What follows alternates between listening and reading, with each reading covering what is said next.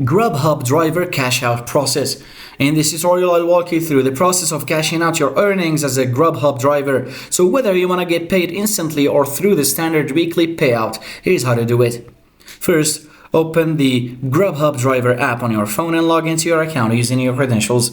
Once you're logged in, tap on the Earnings tab and locate at the bottom of your screen. This section will show you how much you've earned for the week or if there are any pending payments.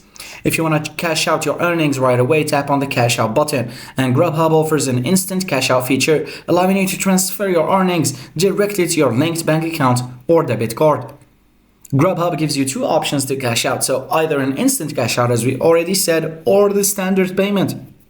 If you choose standard payment, your earnings will be transferred to your account at the end of every week, typically every Wednesday. After selecting your preferred method, confirm the cash out transaction. So if you're using instant cash out, your funds will be available within minutes, but for the standard payout, expect it to appear in your account on the scheduled day. Once you've confirmed your cash out, head to your bank account and check to verify the transaction. And that's it. You've now learned how to easily cash out your earnings as a Grubhub driver. Thanks for watching.